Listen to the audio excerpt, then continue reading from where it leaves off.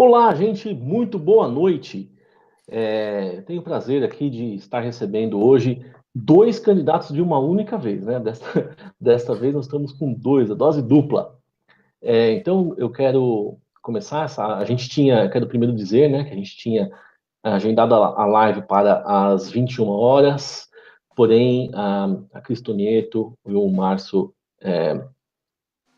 Guada- Gualberto. Gualberto, isso, Márcio Gualberto tiveram é, um contratempo, né, no compromisso que eles estavam anteriormente, mas conseguiram chegar aqui a tempo para fazer esta live com a gente. Eu quero agradecer muito a vocês dois pelo esforço também, por valorizarem é, o nosso a nossa conversa aqui, a nossa live, a ponto de fazerem esse grande esforço para estarem aqui com a gente. Boa noite, Cris. Boa noite, Márcio. Boa noite, Boa querido. noite. Boa noite a todos. Boa noite a todos.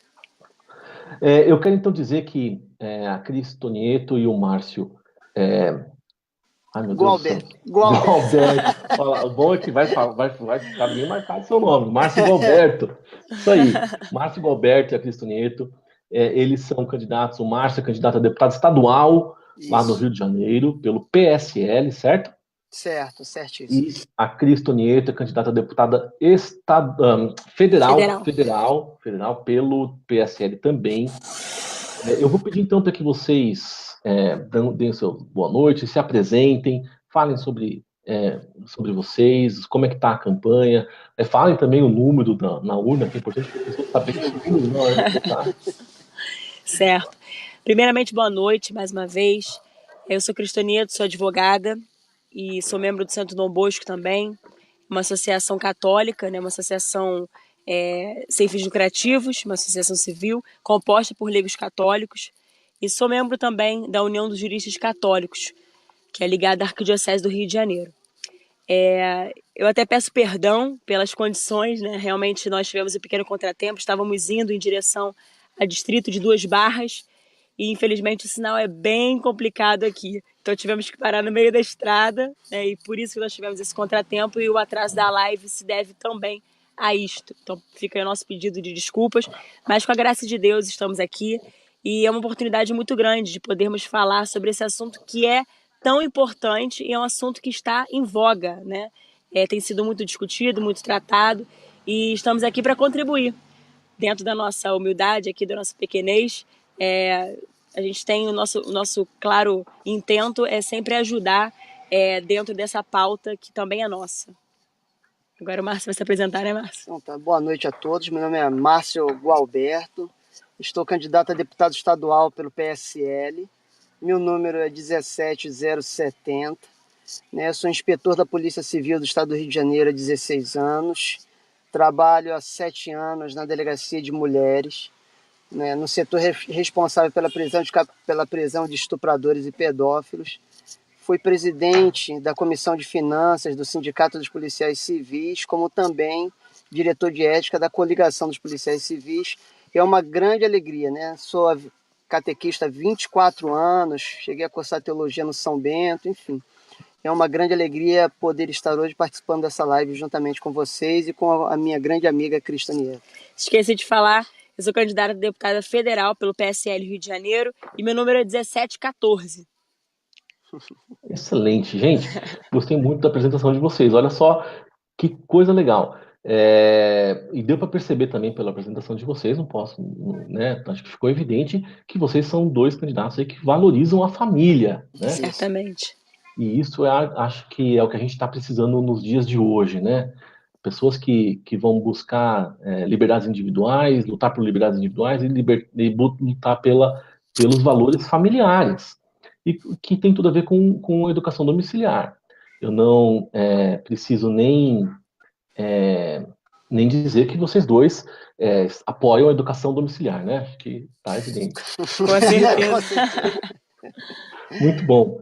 Eu quero então, vamos falar então sobre a educação domiciliar no seguinte sentido. A gente teve aí na semana passada, né, a votação do STF e ficou lá decidido que é um negócio meio estranho, né? Quer dizer, não é constitucional, mas também não é inconstitucional, mas também pode fazer, mas não pode porque não tem lei. Então, não é? Então, então a gente tem agora que lutar por uma legislação, uma regulamentação que seja uma Regulamentação. regulamentação boa, né? Exatamente. Então, eu queria perguntar para vocês, como é que vocês pensam a educação domiciliar? Como é que vocês pensam em atuar em favor da educação domiciliar? Bem, em primeiro lugar, eu gostaria só de reforçar, né, como o senhor já mencionou, o STF, quando julgou o homeschooling, eles não julgaram pela inconstitucionalidade. Isso já é um primeiro passo, um grande passo, eu diria, né? Foi uma derrota parcial, por quê? Porque, de fato, eles disseram que carecia de uma legislação específica. Então, em razão da ausência de legislação específica, mais ainda, nós, enquanto candidatos, e no caso o próprio Congresso Nacional, é que vai ter agora a competência para para elaborar uma legislação que assim regulamente o homeschooling. Já existe, inclusive, um projeto de lei que é de autoria, salvo engano, do próprio Eduardo Bolsonaro. Tiveram outros, mas foram sepultados. E tem um recente que é de autoria do Eduardo Bolsonaro, que trata da matéria. Mas a gente precisa ser bem contundente nessa regulamentação. Né? O que acontece? Muitas pessoas têm dito que mas o Estatuto da Criança e do Adolescente, bem como a própria Lei de Diretrizes e Bases, tratam da matéria dizendo que a criança ela precisa ter acesso a uma escola por conta da socialização. Inclusive, foi até o voto de muitos ministros do STF. Só que veja bem, como o STF não julgou pela inconstitucionalidade, então não há nenhum problema a própria lei ser alterada, né? A própria lei de diretrizes e bases e o próprio Estatuto da Criança e do Adolescente, não tem problema nenhum a gente fazer uma inserção para incluir, de fato, o homeschooling. Por quê? Porque a educação domiciliar ela é fundamental porque demonstra que a família tem a sua liberdade. Então, o homeschooling, o objetivo dele é demonstrar que a família tem autonomia, tem liberdade e que o Estado deve sim respeitar essa liberdade da família, a autonomia da família, e não usurpar sua competência. É uma esfera privada, porque a escola ela é importante, mas a família precede o Estado. Então, assim, quem deve saber, ou melhor, quem tem a autoridade e a legitimidade verdadeira para saber o que é melhor para os seus filhos são os pais, não o Estado. Por isso a necessidade de fazer uma legislação específica que assim regulamente o homeschooling. Como eu disse, alterando, né, ou melhor, inserindo dentro do Estatuto da Criança e do Adolescente e dentro da LDB o que diz respeito à educação domiciliar. Agora, isso também não significa dizer que não vai ter avaliação por órgãos públicos. Tem alguns requisitos específicos a cumprir, porque isso faz parte também. As pessoas acham que homeschooling é educação domiciliar, que é como se não houvesse avaliação. Não, claro que tem. Né? Tem esses requisitos que devem ser necessários e serão cumpridos. Agora, não podemos, em hipótese nenhuma, deixar que o Estado se coloque no lugar da família ou substitua a própria família. Né? Por isso que nós somos defensores, avidamente, do homeschooling, porque defendemos sempre a autonomia das famílias. Né? Pois é, não, sem dúvida. Desculpa, Márcio, te interromper antes de você falar, comentar sobre o que a Cris falou, que é realmente importante, né? Realmente as famílias homeschoolers no Brasil não necessariamente estão buscando ficarem isoladas ou livres do Estado. Se bem que ficar livre do Estado não é uma coisa tão ruim assim. Mas a gente também ficaria feliz porque o homeschool tem bons resultados, excelentes resultados. Então, assim, o que nós não queremos é uma regulamentação que impossibilite ou inviabilize, ou transforme o homeschooling em algo que ele não é. Né? Eu acho que Exatamente. isso é o que a gente deve apenas tomar cuidado. Né? Márcio, deixa eu perguntar uma coisa para você, porque você é candidato a deputado estadual pelo Rio de Janeiro, no Rio de Janeiro pelo PSL, e uma coisa que é interessante também é o seguinte, este é um assunto que pode ser regulamentado em nível estadual e até municipal. Como é que você pensa, então, aí, repetindo a pergunta, aí, ressaltando que, mesmo que não consigamos uma regulamentação no Congresso, seria muito bacana conseguir uma regulamentação no nível estadual, né? Imagina todas as famílias homeschoolers mudando lá para o Rio de Janeiro. O que acontece, só voltando à pergunta que foi feita para a Cris, é que o STF, para variar, tem avançado em competências que não são de sua natureza. O STF não pode dizer que um pai ou uma mãe deve fazer ou não com o filho, como deve educar ou não. Nós sabemos que a educação pública hoje, a educação privada existente hoje no nosso país e no nosso estado, aqui no Rio de Janeiro, é péssima. Né? Nós sabemos que nossas crianças, nossos jovens estão sendo transformados em militantes de esquerda. Então, nada mais natural, nada mais justo do que os pais que quiserem possam ter o direito de educarem seus filhos em seus próprios lares, porque essa missão, essa tarefa, cabe, em primeiro lugar, aos pais. Os pais são os primeiros educadores dos seus filhos, e não o Estado. E aí, voltando, então, a sua pergunta original a mim, como que nós podemos fazer isso para regulamentar isso a nível estadual? Eu gostaria também, aproveitando o ensejo, de falar uma coisa que tem acontecido. Infelizmente, hoje, houve uma inversão. O político acha que ele tem que falar tudo, ele tem que fazer tudo, sem ouvir ninguém. Pelo contrário, eu acho que são os pais que devem me dizer, caso eu seja eleito, como que isso deve ser realizado. E aí nós sentarmos e discutirmos esse assunto e levarmos isso então, para a LERJ, no caso, a Assembleia Legislativa. Né? Então, eu acho que, nesse sentido, caso eu venha a ganhar, as portas do meu gabinete, da minha sala, estarão abertas para que nós discutamos sobre isso, porque eu sou favorável. Mas quem vai me dizer como isso deve ser aplicado, na verdade, não sou eu que faço parte, eu represento o Estado naquele momento, mas antes de representar o Estado, eu represento as famílias, né? No caso, as famílias aqui do Estado do Rio de Janeiro, e são elas que devem me dizer como desejam que isso seja aplicado, como isso deva ser regulamentado. Porque eu acredito que vocês possuem muito mais material do que eu, muito mais condições de me dizerem aquilo que deve ser feito ou não pela experiência que vocês têm nesse sentido, entendeu? E só um adendo, o Márcio é pai de 5 filhos, então ele é a prova cabal, né?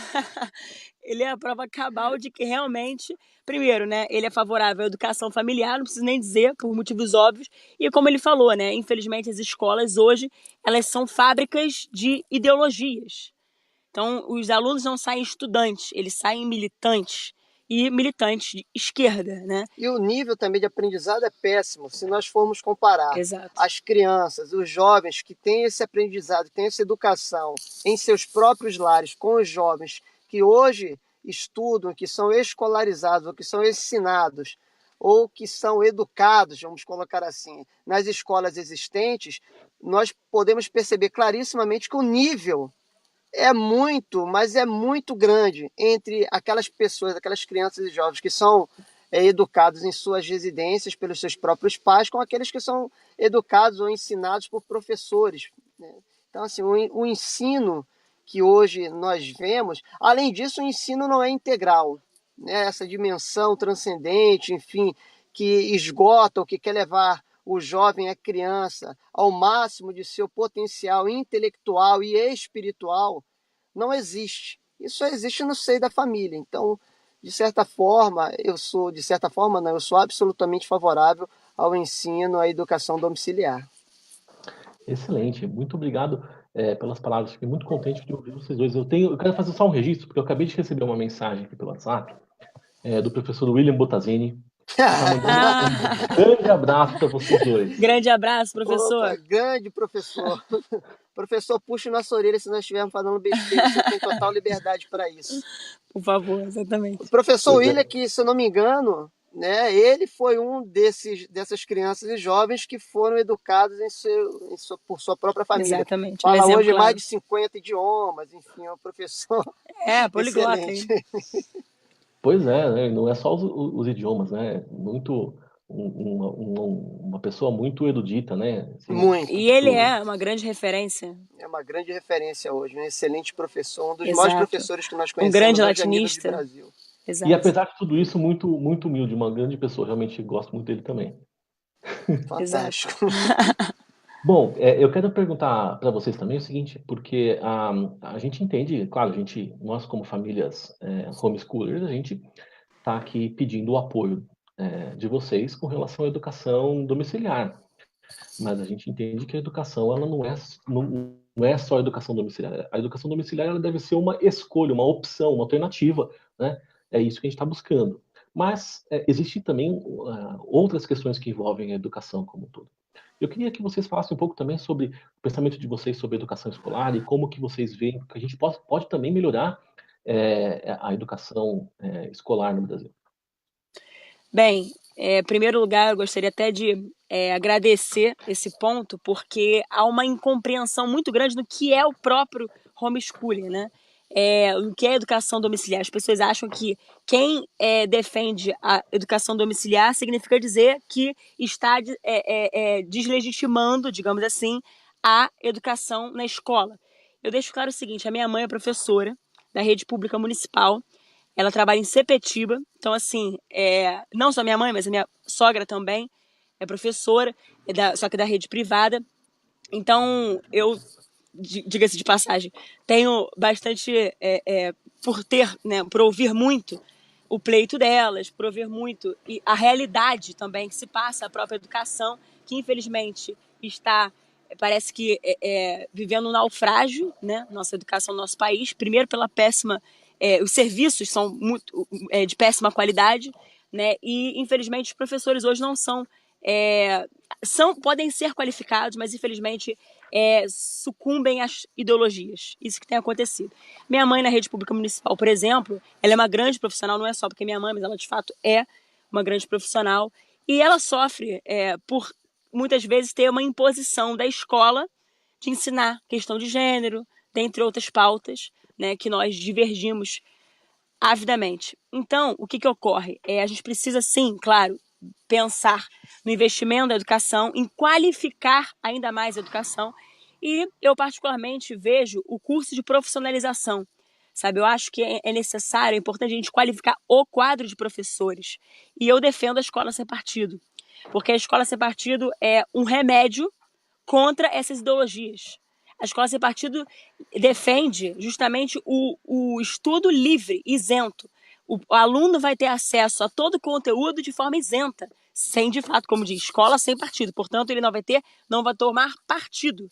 Então, não vai ser contada mentiras para ele, né? E ele não vai se tornar um militante, né? Mas sim, de fato, vai ter capacidade e capacitação para estar no mercado de trabalho de forma livre e isenta, né? Então eu defendo a escola sem partido, eu acho que é um bom mecanismo, uma boa forma de nós lutarmos contra essas militâncias e contra todo esse tipo de ideologia que, infelizmente, contamina a educação, né? E, infelizmente, por isso que a nossa educação também está em decadência, sabe? Sem contar, como eu falei, com os professores de universidade, sobretudo, eu estudei na UF, né? Sou formada pela Universidade Federal Fluminense.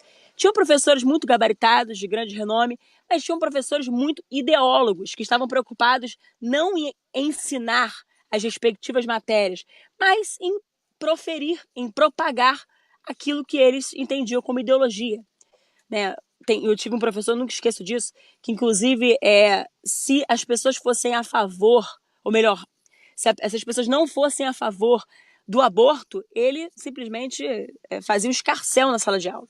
Então eu já discuti com alguns professores por conta de aborto. Isso numa matéria que nem tinha nenhum nada concernente a esse aspecto de aborto. Então, assim, só para provar que as nossas universidades também sofrem desse mal, padecem desse mal. Então, eu defendo a escola sem partido, sim. Eu acho que a gente precisa, como eu falei, qualificar ainda mais o quadro de professores. Cursos profissionalizantes eu acho que também seria interessante. Capacitar os alunos também a terem acesso a um conteúdo de qualidade. E em relação ao homeschooling em si, né, que os pais que teriam autonomia. Isso é o mais importante. Então, cada um no seu quadrado, respeitando os espaços, as suas esferas, né? E por isso que eu falei eu agradeci por conta dessa lenda que as pessoas têm. As pessoas acham que quem defende homeschooling significa que não está defendendo a escola. Muito pelo contrário, como você falou, é uma escolha. Então, assim, por que não? Por que o pai não pode ter a liberdade, pode escolher que tipo de educação quer dar para o seu filho? Eu até fiz um vídeo recentemente em que no final eu falava assim: quem sabe o que é melhor para o meu filho sou eu. quem sabe qual é a melhor educação possível para o meu filho sou eu, não é o Estado que vai me dizer isso. Esse é papel meu, da família, é um protagonismo da família. Pena que há uma usurpação dessa competência por parte do Estado, né? Agora é você, Márcio. Na apresentação, a edição brasileira de um livro muito famoso, muito conhecido por vocês, é evidente, Homeschooling Católico, um guia para a paz. Tá sem som? Não, desculpa. Tá, você que estava sem o som. Então, nesse livro, o padre Kleber, escrevendo a apresentação, ele foi magistral. E eu tomo a liberdade de lê-lo na íntegra, um pequeno trecho, porque ele responde de forma maravilhosa a essa sua pergunta, quando ele diz: do ponto de vista cristão, a educação que não leva o educando a formar-se e a desabrochar todas as suas potencialidades intelectuais e religiosas não é digna desse nome. É justamente o que acontece hoje em dia. As escolas, as universidades não levam seus alunos ao corpo discente a desabrochar toda essa potencialidade. Isso não é feito. Eu também costumo dizer, eu comecei a fazer história no FRJ, levei até um tempo e chegou um momento que não deu mais para continuar. Não era mais possível, não era mais tolerável tudo aquilo que eu vivia, que eu ouvia e que eu via lá dentro.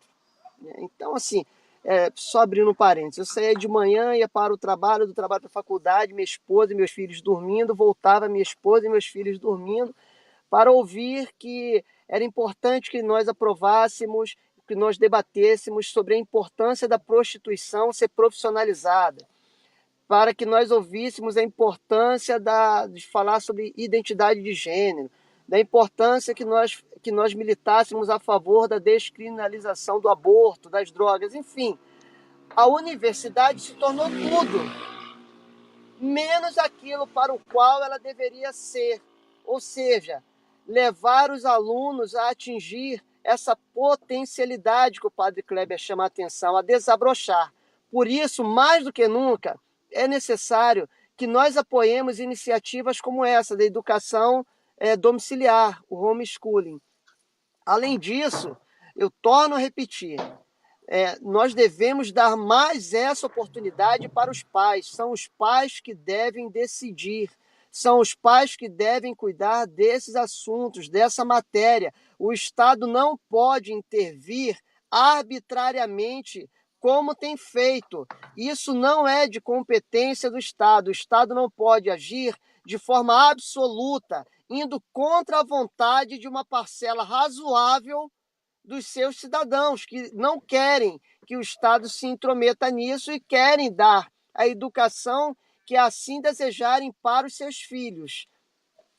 Até porque, só mais um parênteses, essa questão da educação ser da competência da família, isso não é uma imposição legislativa, isso é de direito natural, é lei moral natural, essa competência dos pais por lei moral natural. Então, ainda que não houvesse uma lei que legitimasse, que regulamentasse isso, não importa, é lei moral natural, né? Então, o Estado deve respeitar o direito natural e não subvertê-lo, né? E o que está acontecendo hoje é exatamente nessa toada, nessa onda de legalização, busca pela legalização do aborto, descriminalização das drogas, como o Márcio falou, a própria ideologia de gênero, dentre tantas outras pautas que são impositivas na nossa sociedade. Isso tudo vem de encontro à lei moral natural, vem contra, né, a lei moral natural. E o Estado jamais poderia fazê-lo, porque aqui nas palavras, vou citar, que eu acho bem importante e bem, assim, nos desperta reflexão, nas palavras de Santo Tomás de Aquino, que ele diz que a lei dos homens deve ser a expressão da lei divina, do contrário nem é lei, é corrupção da lei, é lei iníqua.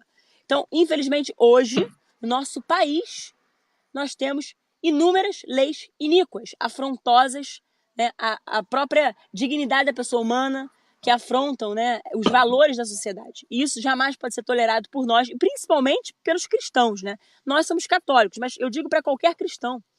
Eu falo para qualquer cristão, e não só cristãos, vamos ampliar esse rol. Qualquer pessoa até ateus, agnósticos, pessoas que realmente consideram, compreendem quais são os verdadeiros valores de uma sociedade, os valores fundantes de uma sociedade, essas pessoas também vão concordar comigo propositalmente. Por quê? Por uma razão muito simples. Porque o Estado ele não pode negar o direito natural. E, como eu falei, a educação é uma decorrência desse direito natural. A educação que é da competência dos pais. O que faz uma escola, por exemplo? A escola ensina, né? Os professores, a minha mãe, como eu falei, é professora, o que ela faz? Ela ensina matemática, português, biologia, geografia, história, enfim, ela ensina, mas quem educa, educação sexual, educação moral, isso é competência da família, não é do Estado. Então, assim, as pessoas têm que, o Estado tem que respeitar essa esfera e as pessoas também têm que se respeitar, né? Como eu falei lá atrás, né? Cada um no seu quadrado. E essa melhora da educação não se dará aumentando a clássica pauta, né, política. Precisamos de mais verbas para a área de educação, nós precisamos dar um maior salário para os professores, nós precisamos tornar a educação em horário integral, etc, etc, etc.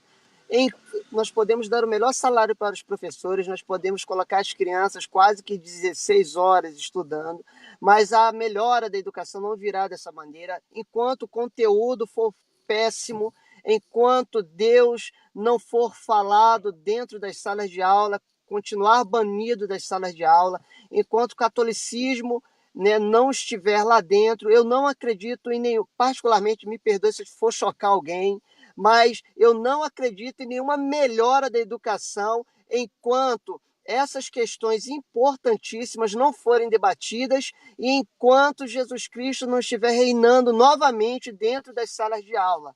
E nesse contexto, nós precisamos entender que a Igreja Católica foi a grande educadora da humanidade e nós não podemos desperdiçar todo esse conteúdo da nossa igreja, que ela é mãe e mestra, né, da humanidade.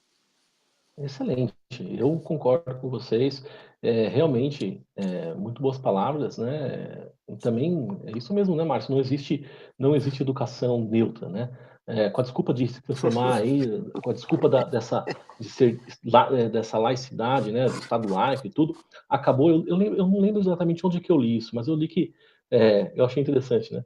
Com essa desculpa, acabou que se tirando Deus da escola, de forma que as escolas hoje se tornaram muitas vezes templos ateus, né?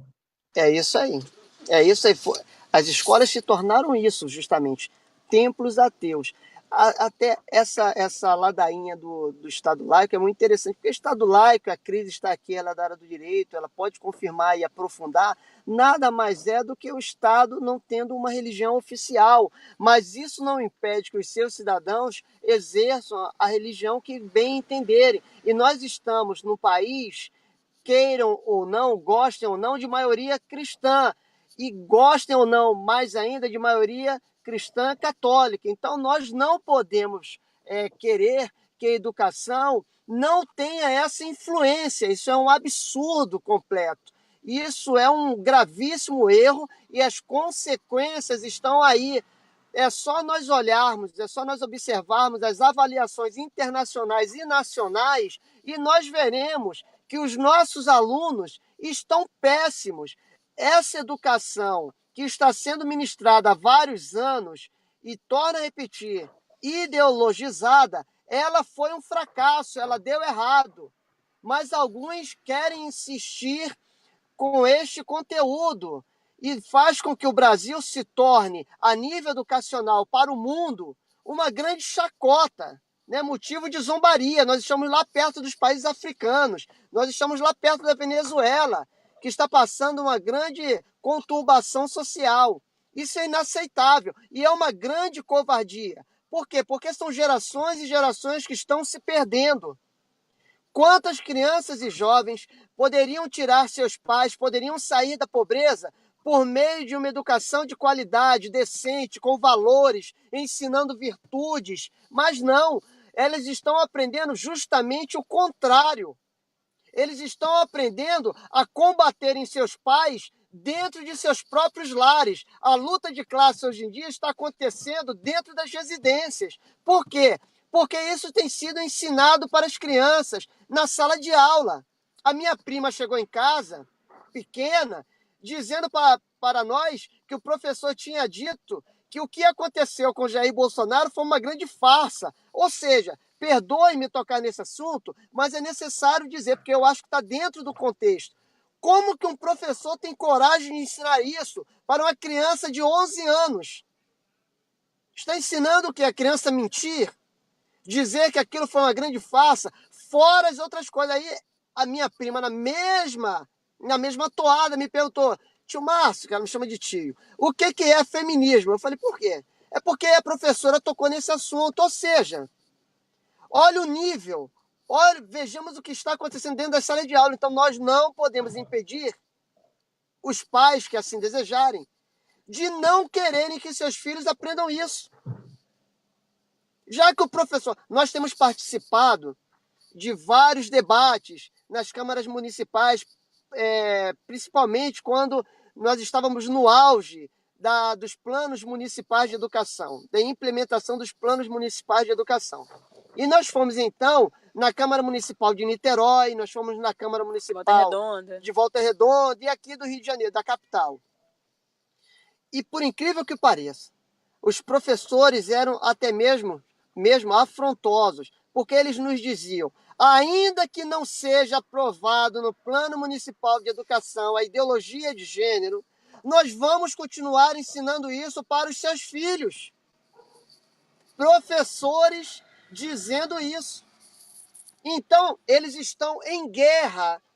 Os professores, infelizmente, alguns professores, eles estão em guerra contra as virtudes, contra os valores, contra os princípios e contra a educação que os pais dão em casa. Contra as famílias. Contra as famílias. É isso. Contra o cristianismo, se nós quisermos ir mais fundo. E nós precisamos enfrentar essa realidade. E é isso que eu e a Cris estamos fazendo, tentando fazer dentro das nossas limitações, mas tentando nos mirar no professor William Bottazini, e professor Felipe Neri, e em tantos outros professora Fernanda Tactani, André Medrado, tantos outros, tem vários outros agora, a Camila Abadi, enfim.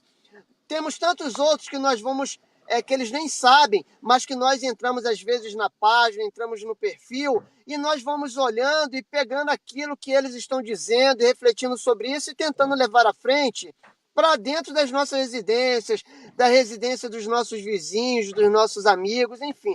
Nós estamos tentando fazer a nossa parte, que é justamente enfrentar essa realidade que aí está e que é responsável direta pelo caos que nós estamos enfrentando.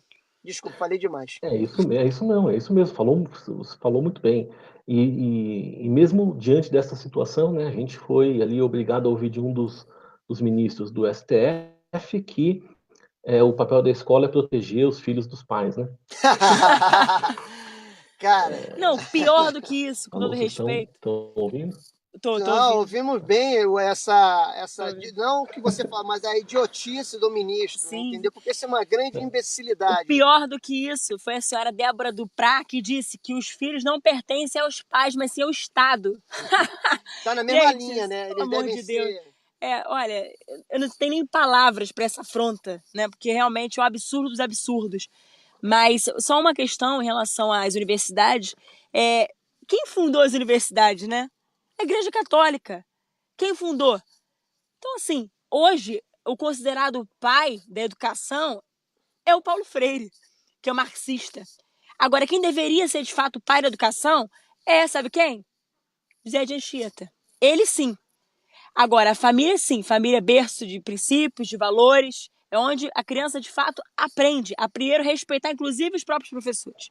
E isso não está sendo respeitado pelos professores dentro de sala de aula. Porque eles estão expulsando, como o Márcio falou, Cristo, expulsando os próprios princípios que foram ensinados pela família. Sabe? Então, assim, a gente enfrenta avidamente isso, porque realmente nós chegamos num ponto do nosso país que há uma inversão de papéis, há uma inversão de valores muito grande, de modo que nós, os nossos filhos, né, de certo modo, eles ficam adestrados.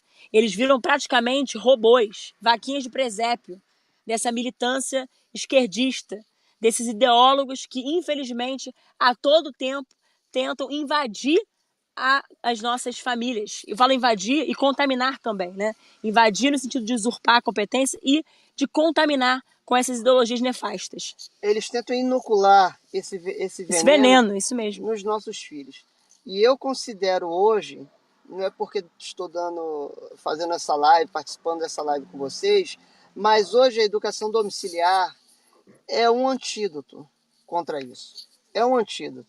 Existem outros? Existem.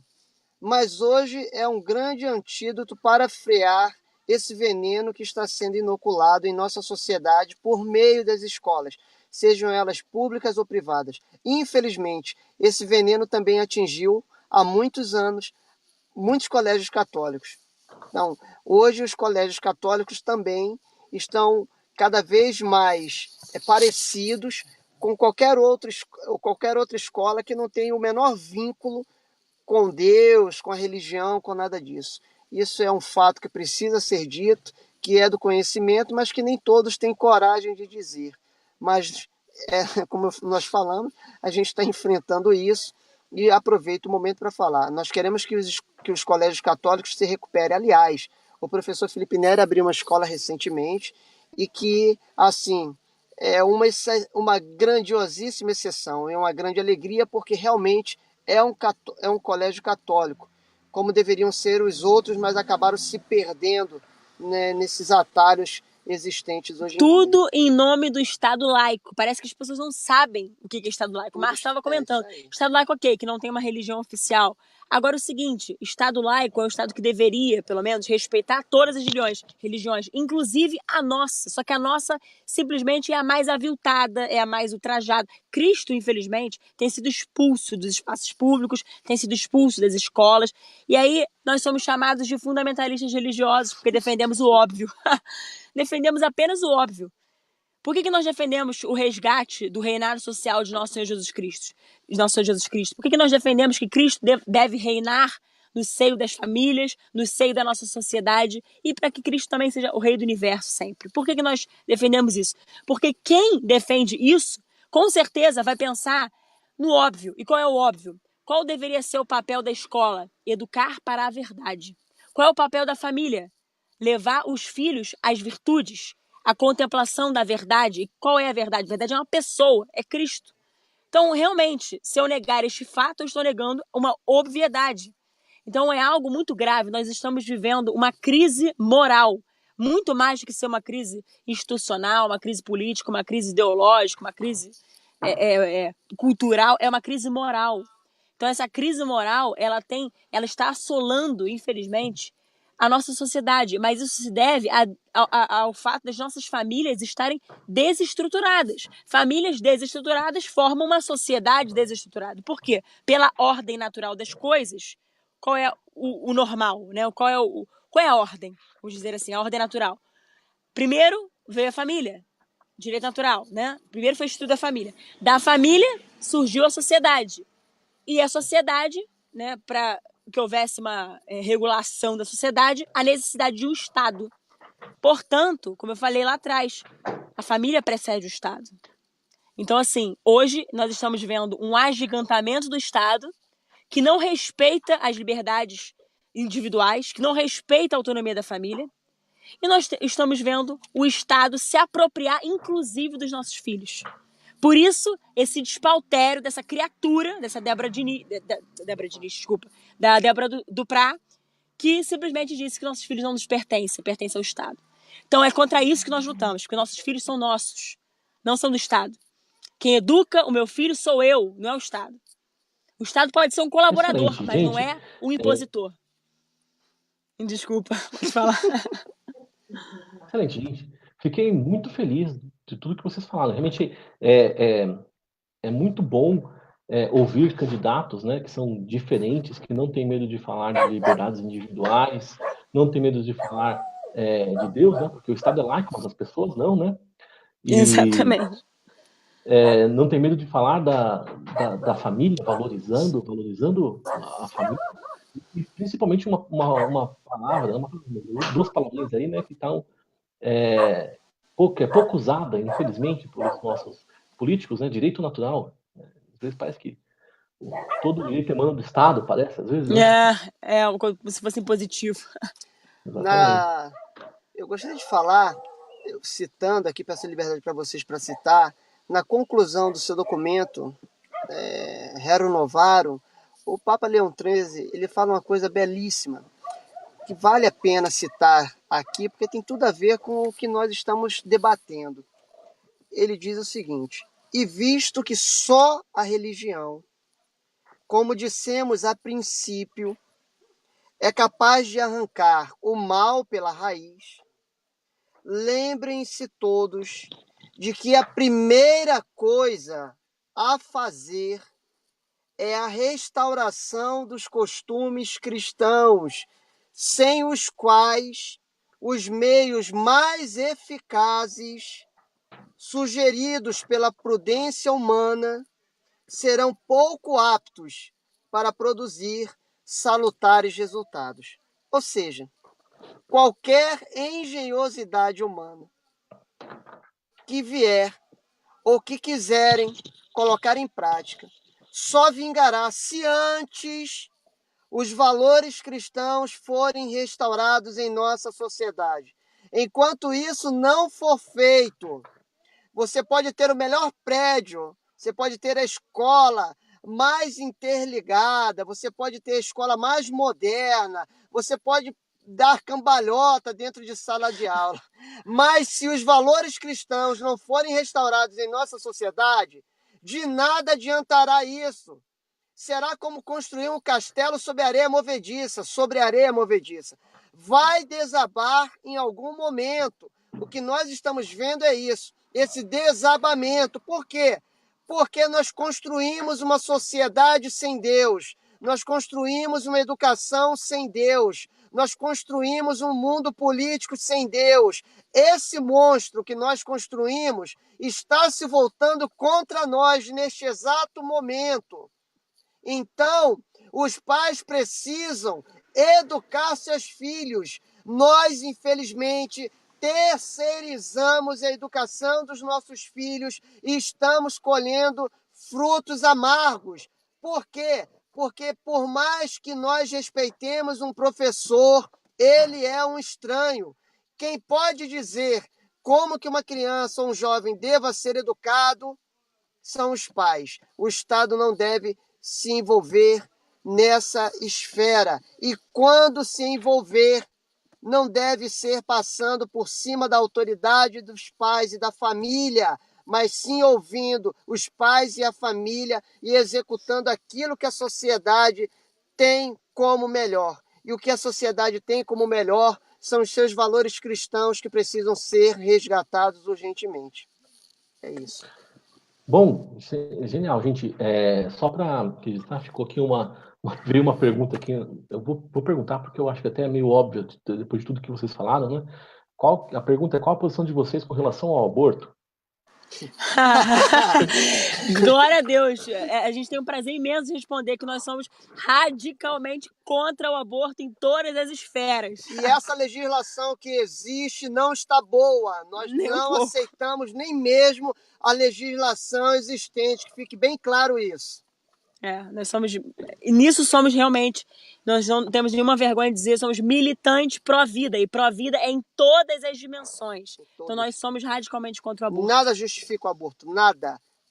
E se alguém quiser debater, discutir, perguntar, questionar, fiquem à vontade.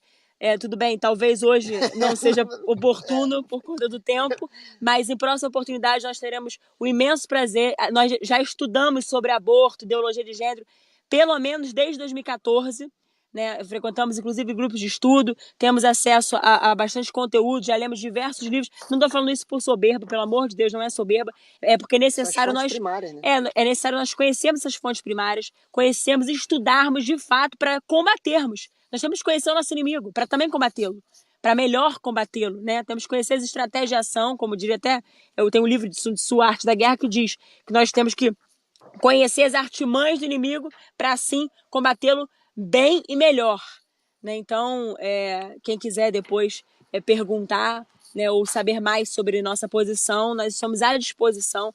E se quiserem também nos seguir nas redes sociais, é Cristonieto, CHRIS, Tonieto com 2 T's no final e Márcio Gualberto.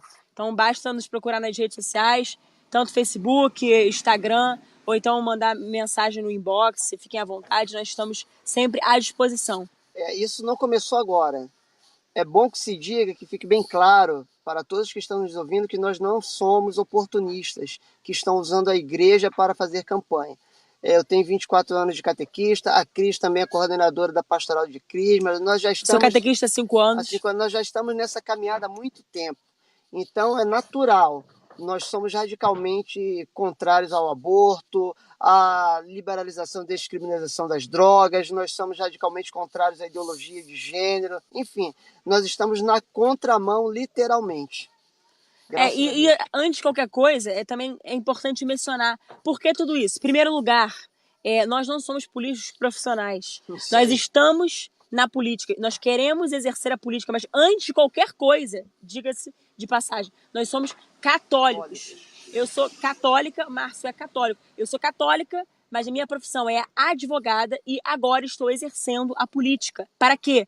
Justamente para exercer e resgatar o objeto central da política, que é o bem comum.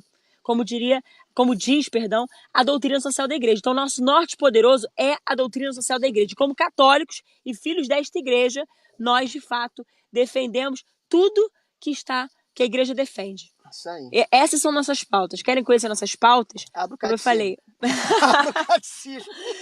A doutrina social da igreja é o que nos orienta, né? Enfim, como eu falei, não é soberba, tá, gente? Pelo amor de Deus. As pessoas tendem a achar, não é soberba. A gente não pode deixar, também não é falsa modéstia. A gente tem que falar de quem nós somos, né? A gente não está querendo vender um produto, a gente está falando de quem nós somos. Então, essa é a diferença. Não, é isso aí. Eu acho que ficou claro, sim, as pessoas entenderam. Eu gostei muito, gente. Foi sensacional. Quero mais uma vez agradecer especialmente o esforço que vocês fizeram, né? Porque vocês estavam em outro compromisso de campanha, acabou atrasando, vocês estão no meio da estrada, pararam aqui para falar com a gente. Né? As pessoas estão vendo, eles estão dentro do carro. Olha, posso mostrar para vocês o nosso cenário? Claro. Então, dá uma olhada só, onde que nós paramos. Olha esse só. Márcio é uma figura. Então, assim... Esse Márcio é uma figura. Desculpa. Não, mas é isso aí. Isso só mostra que vocês realmente valorizaram falar com as famílias educadoras, né? Isso que eu acho que fala mais do que qualquer palavra. Então, mais uma vez eu agradeço. Eu quero falar mais uma vez para que as pessoas saibam, né? A Cristonieto é candidata a deputada estadual, federal, desculpa. Deputada, eu estou confundindo, trocando o nome do Márcio, trocando o cargo da Cris. Então, a Cris, candidata a deputada federal pelo Rio de Janeiro, no Rio de Janeiro, pelo PSL, com o número 1714. 1714. Então, 1714, Cristonieto, deputada federal, Rio de Janeiro. E o Márcio Gualberto, candidato a deputado estadual, agora acertei tudo, hein? Também pelo Rio de Janeiro, também pelo PSL, com o número, Márcio, qual é o número? 17070. 17070, tá? Márcio Gualberto, deputado estadual. Gente, ambos, como vocês viram aí, apoiam o homeschooling, apoiam a educação domiciliar, vão trabalhar para uma regulamentação boa, né? Porque não é qualquer regulamentação, também é uma regulamentação boa, que possibilite o homeschooling no Brasil e no Rio de Janeiro. E como vocês viram, defendem aí valores familiares, direitos naturais, direitos individuais, liberdades individuais. E é isso, gente. Eu quero então abrir para vocês agora um espaço para vocês se despedirem. Então, primeiro eu quero agradecer a oportunidade.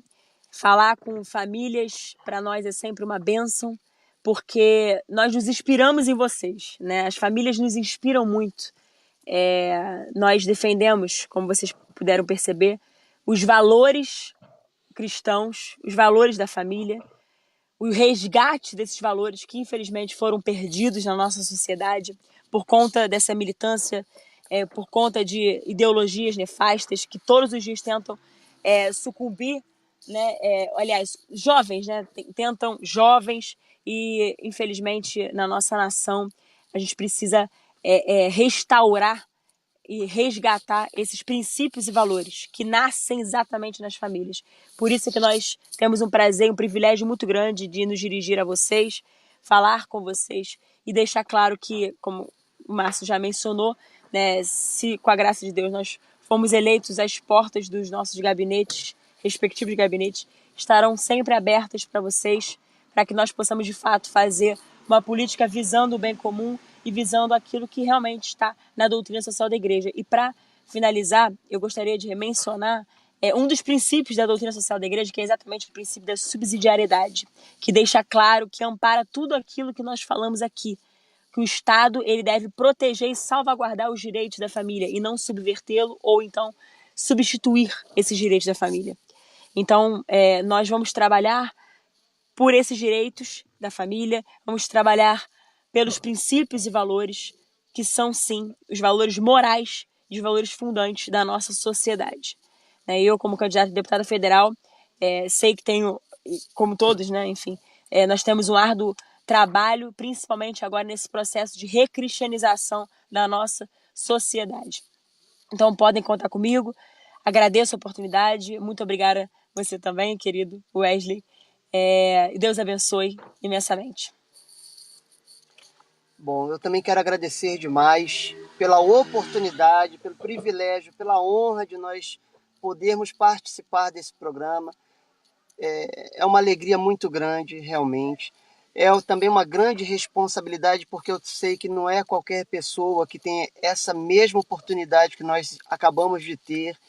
Você acabou de citar o professor William Bottazini, então, assim, são os grandes nomes hoje da Igreja Católica na área de educação do Brasil, que passam, que passaram por aqui, que continuarão passando. Quero dizer também que a nossa luta é árdua, que a nossa missão é árdua, mas que nós somos mais do que vencedores em Cristo Jesus, nosso Senhor, e que nós estamos dispostos a combater esse bom combate e contamos com a ajuda, com as orações de todos vocês. É possível nós reconstruirmos o nosso país, é possível nós reconstruirmos o nosso estado do Rio de Janeiro, mas para tanto nós precisaremos estar diante do Senhor, tendo Jesus Cristo como nosso único Senhor e Salvador e contando principalmente com o apoio e com a ajuda de todos vocês. É preciso ainda que nós não tenhamos vergonha de assumirmos aquilo que nós somos, católicos, onde quer que nós estejamos, seja no mundo político, seja nas universidades, seja nas salas de aula, seja em nossas famílias, nós precisamos dar testemunho disso que nós acreditamos, disso que nós cremos e disso que nós celebramos. Então, contem conosco nessa missão de reconstrução, de recristianização, como a Cris disse, da nossa sociedade. E caso nós ganhemos, os nossos gabinetes estarão abertos para vocês, para todas essas pautas pró-vida, pró-família, porque isso é extremamente importante neste momento. Graças a Deus, né, nós estamos concluindo. Graças a Deus correu tudo bem, apesar dos atrasos. E nós queremos dizer mais uma vez, contem conosco nesta missão de educação domiciliar, de homeschooling, porque nós estamos justamente querendo vencer essa eleição para servir cada vez mais a vocês, à igreja e a toda a sociedade. Porque são princípios e valores que são inegociáveis para nós. Isso E para qualquer cristão, eu diria. E nós, como católicos, temos um compromisso moral com a verdade. Nós servimos a ela, né? A verdade que é Cristo. Então, de fato, por isso que defendemos tudo aquilo que nós tratamos aqui. Tá bom, queridos? Muito obrigada, Deus abençoe. E mais uma vez, perdão pelo nosso atraso, mas por motivo de força maior. Perdão pelos olhares de vez. Eu gostei muito, tenho certeza que todos gostaram bastante. Tivemos aqui uma boa interação também nos comentários. Quero dizer pela última vez aqui, Márcio Gualberto, candidato a deputado estadual pelo Rio de Janeiro, 17070, e Cristo Nieto, candidata a deputada federal pelo Rio de Janeiro, 1714. Gente, isso aí. Muito obrigado, boa noite a todos. E estamos terminando por aqui. Obrigado também para quem assistiu a gente até agora. E é isso, gente. Homeschooling é legal. Isso aí. Muito obrigada. Muito Deus obrigado.